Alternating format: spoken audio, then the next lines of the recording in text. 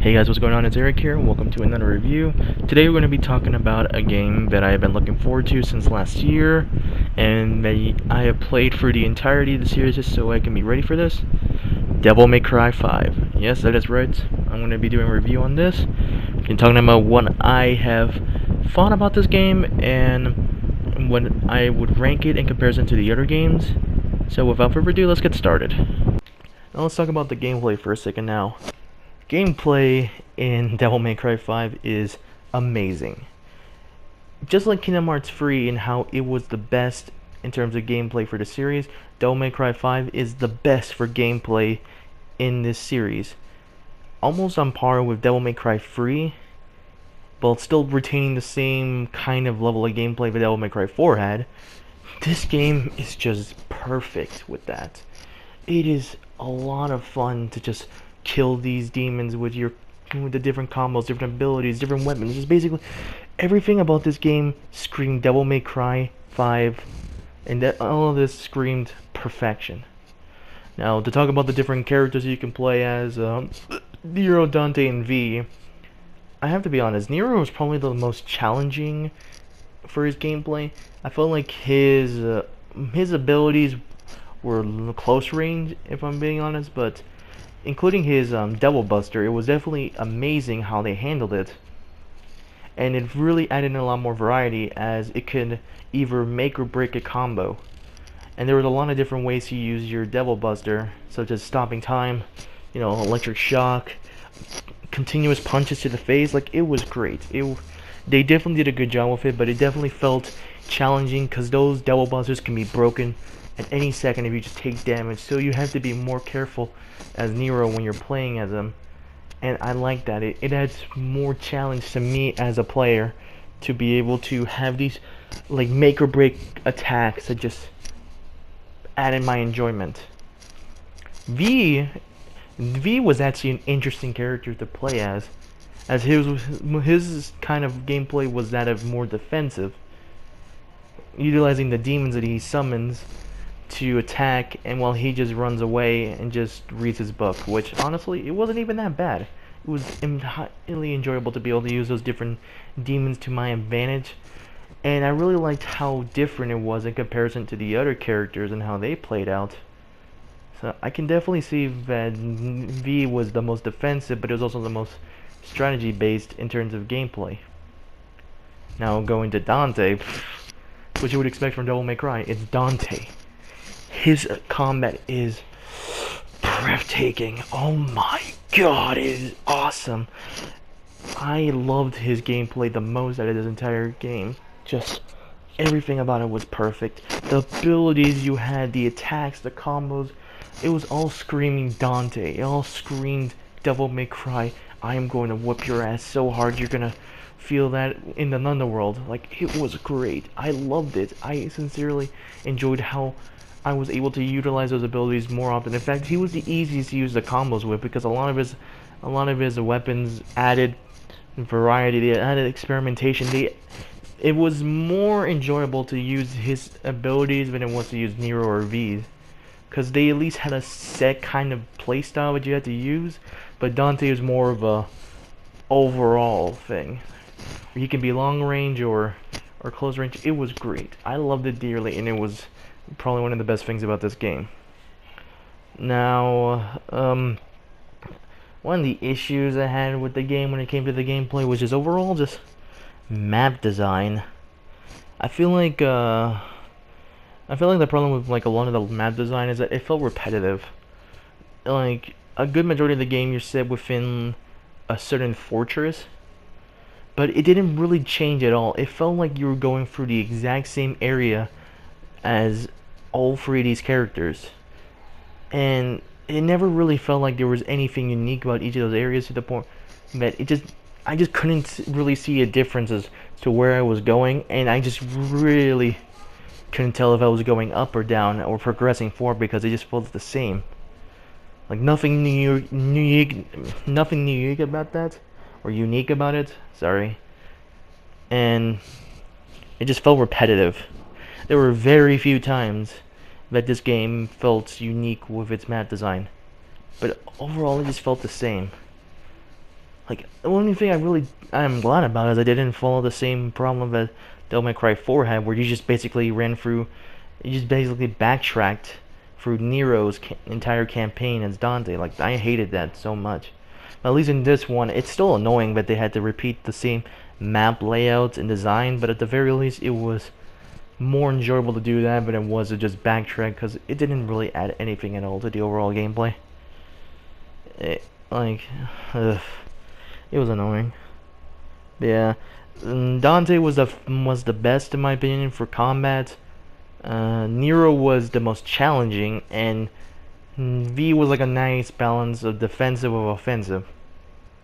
One other thing about the gameplay that I really loved was the fact that you didn't even have to rely on health items. As you know, the other Devil May Cry games, you had to use health items to help yourself during battle. This game doesn't even have that. You're legitimately forced to try to survive without relying on health items, and I love that. It added a challenge to something that I felt was needed for this game, and also at the same time giving me more emphasis to just focus down on building my character up with his combos, and never just trying to like spend all my red orbs on just what is all, alright, let me see, I want to get like 10 small health items, like one like health star L, like 5 demon star L like M's, maybe 10 demon star S's, like, oh my god, I don't know what I'm gonna do in this boss fight, no, I hated that. I really hated that, especially in Devil May Cry 3. I barely had any chance to level myself up in Devil May Cry 3 because the amount of times I had to rely on getting health items for each mission. But in this game, I enjoyed it. It was challenging, but it didn't kick my ass to the point where like I needed like health items. Like, it was good. They rewarded you for that kind of thing, for being able to just test your patience. I loved it. Now, in terms of gameplay, honestly, that's about it. That's pretty much all I wanted to talk about when it came to the gameplay. Moving right along into the story section of the game. Now the story section. Oh boy, where do I begin with the story? Definitely one of the best of the series, but I still feel like Devil May Cry 3 had the best story. If we're talking just Dante, and Devil May Cry 4 had the better story for Nero, but this was like a nice mix between. The story for Devil May Cry 5 was very well built up. I definitely enjoyed the villain of the story. I really liked how they had a lot of throwbacks and little Easter eggs and references to previous games like Devil May Cry 1, 3, and 4. Like, it was nice. It definitely brought like a sense of like charm. And of course, you know, character development. I loved a lot of the characters in the game. I honestly really liked V. Like, he was a mysterious character at first, but he was actually a really solid one at best. I definitely enjoyed how he was handled in the game. Well, I want to be honest, there was a segment in the game where they pulled out a massive plot twist on V's origins, and to be honest, it kind of pissed me off because I figured that was going to be the case based on how his gameplay was, but I was hoping they were going to pull it, and to be honest, for me personally, I did not like it. It grew on me as time went on and I was able to progress through the game's story, but I don't know, it was just annoying knowing that what this character was, and it kind of pissed me off that that's the kind of explanation they had to give for his origins. But he was a solid character nonetheless. Nero, I feel like he was pretty much the same from Devil May Cry 4, but I felt like he had more time to shine in this game as well. I don't know. Well, it really depends on what you define as like time to shine, because Dante had a hell of a lot more screen time in this game than DMC4, and I really loved how he was developed in this game. Like, oh my god, he is still the best character, and he still remains the same as I enjoyed him from Devil May Cry 3 and 4, but my god, they just went nuts with his personality in this one. Like, there are a lot of funny moments in this with Dante, and I just cannot get enough of him. I would be down if they just gave me an entire video game and it wasn't even anything special. It was just like an entire like 7 to 8 hours of just Dante doing the most random shit. I would be so down to have that. It was great. Nero though, definitely solid character in this one. I really liked the kind of story arc that they were giving him, and I really liked how he developed at the end of the game. Um, V, like I said, I enjoyed V as a character, but I still am pissed about about his origins as a whole. And honestly, one of the things I really hated about the story for Devil May Cry 5 is how they treated Lady and Trish.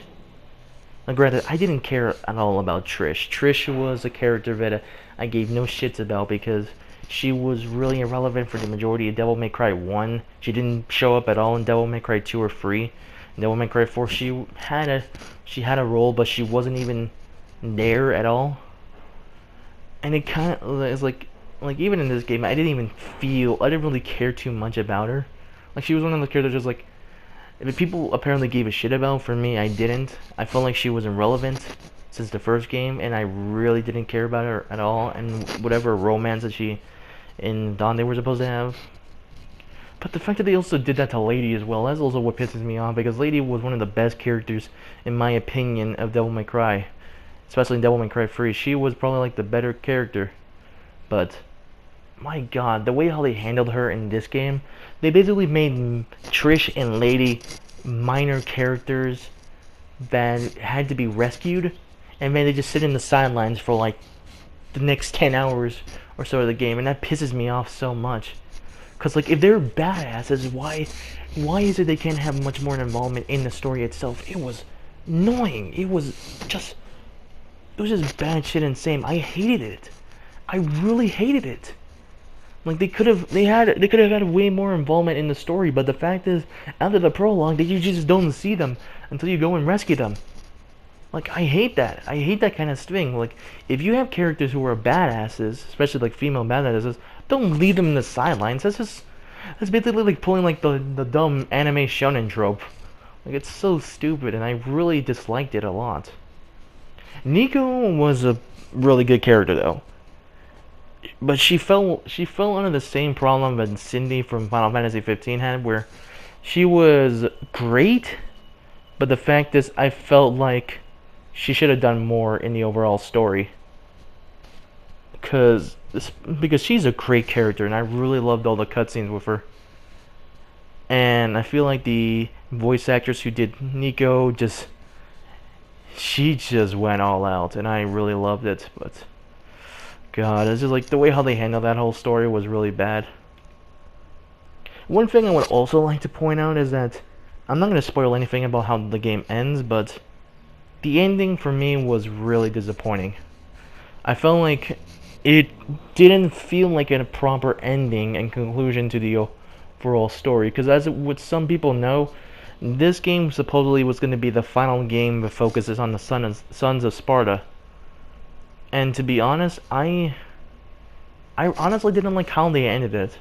It felt abrupt, it felt underwhelming, and even though you can beat the final boss, it just didn't really feel like it was an ending. It felt more like it was going to be continuing on for at least an extra 1 or 2 hours, and then it would end, but it didn't. And even the after credits scenes, it just didn't really feel as satisfying as I wanted it to be. Like, that's something that I kind of can't really say, because like, I've been looking forward to this game, and granted, I haven't really had that level of excitement that other fans have, since they've been waiting for almost 12 to 13 years now. And I just only got excited for this game since last year, and even played all 4 games from the beginning in the beginning of February, I believe. But the point is, I felt like the ending could have been a lot better for what they were going for, and part of me just wish they could have extended it a bit. I just couldn't really feel a level of like satisfaction in it ending, because like, I can look at a game like Kingdom Hearts 3, and that was a game that's been excited for since 2005, since Kingdom Hearts 2 came out. Like, And that game had an ending that was really satisfying. You felt that emotion within you. It can be argued that the ending was not really good or it could have been better. Like it was underwhelming for some people, but for me, I felt that emotion. I felt like that satisfaction of seeing the saga of a long-running series finally come to a conclusion, and then giving me hope for what's going to come in the next game. But this game, I just couldn't feel that level of excitement. I honestly felt like it should have been longer for the ending. I felt like it could have been better. And I just still feel like there should have been more to it than just, oh, you beat the boss, oh, here's this random cutscene of what's gonna happen, and it kind of like, then it just says, oh, then Nero, then everybody else just goes on wrong, just goes along with their day, and that's it. It's just like, I felt like it could have been more. It could have been a lot more to it. And that's what annoys me so much. But all in all, I would have to give this game a 9.2 out of 10. There was a lot wrong. There was a lot wrong that I didn't like about the game, like a lot of issues that I felt could have been improved upon. But there was a lot of right with the game. I felt like it was definitely one of the best games that I played. But I still believe that Devil May Cry 3, if we're gonna talk ranks, this game did not really have that same kind of love that I have for Devil May Cry 3. If I'm being completely honest, if I had to rank each of the games so far, it would have to be Devil May Cry 3, Devil May Cry 5, Devil May Cry 4, Devil May Cry 2, and Devil May Cry 1. That would be my ranking. In terms of what are the games I played of this year, which have only been 2, let's be honest, I would still say Kingdom Hearts 3 is my game of the year. This game is still a close second though, and I can honestly say that if anybody is interested in playing this game, I would highly recommend it. Like, go out there and enjoy yourself. You will not regret buying this game. Even me, with what I've talked about, I still very much love this game. I could definitely say it's great, and I cannot recommend it enough to you people. So if you're a fan of hack and slash games, or just fans of action games, or just whatever, just go out and get this game, play for yourself, and just enjoy it, because you will love it. And with that, I am going to sign off. Thanks so much for watching this video, and I will talk to you all later. Ciao.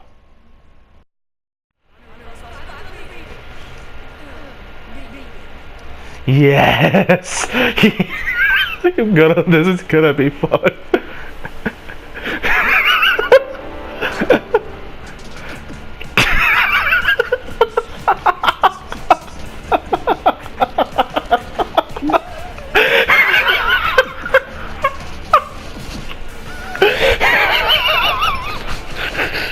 What is happening? Oh, that was beautiful. The only scene that mattered in this entire game.